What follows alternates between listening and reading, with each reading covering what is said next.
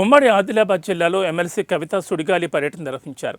ఆదిలాబాద్ జిల్లాలోని ఇంద్రవెల్లి అమరవీరుల స్తూపం వద్ద నివాళులర్పించి అనంతరం కొమరంభీం జిల్లాలోని జైనూర్ మండల కేంద్రంలోని ప్రభుత్వ ఆసుపత్రి, ఆశ్రమ బాలికల పాఠశాలను సందర్శించి తనిఖీ చేసి వాంకిడి ఆశ్రమ పాఠశాలలో విషాహారం తిని మృత్యువాత పడిన విద్యార్థిని శైలజ స్వగ్రామమైన దాభా గ్రామంలోని వారి కుటుంబాన్ని పరామర్శించి ఆమె చిత్రపటానికి పూలమాలలు వేసి నివాళులర్పించారు. జైనూర్ మండలంలోని గిరిజన మహిళ నిలబై మీద అత్యాచార ఘటనపై ప్రభుత్వం స్పందించలేదన్నారు. నష్టపోయిన వారికి బీఆర్ఎస్ ప్రభుత్వం అండగా ఎప్పటికీ ఉంటుందని పేర్కొన్నారు. ముందుగా మీకు మనస్ఫూర్తిగా ధన్యవాదాలు. వాంఖడిలో శైలజ అనేటటువంటి ఆడబిడ్డ పాపం చనిపోయినటువంటి విషయం మీ అందరికి కూడా తెలుసు. ఈ పాపను నేను హైదరాబాద్లో నిమ్స్ హాస్పిటల్లో వెళ్ళి పరామర్శించడం జరిగింది.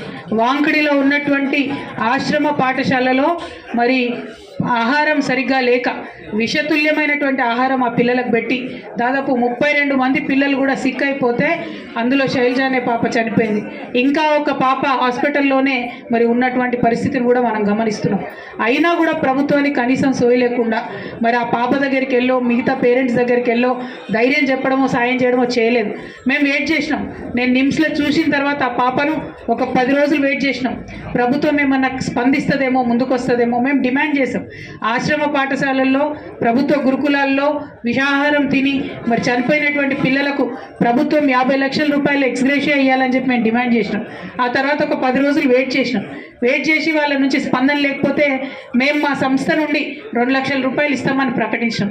మేము అక్కడ ప్రకటించగానే ఇక్కడ ఆగమేఘాలల్లో శైలజ వాళ్ళ ఇంటికి వచ్చి, ఆ పాప వాళ్ళ ఇంటికి వచ్చి వాళ్ళు కూడా 2 లక్షలు ప్రభుత్వం నుంచి ఇస్తామని ప్రకటించి వాళ్ళ తండ్రికి కాంట్రాక్ట్ ఉద్యోగం ఇస్తామని చెప్పిన 10 రోజుల నుంచి ఆయన రమ్మంటున్నారు.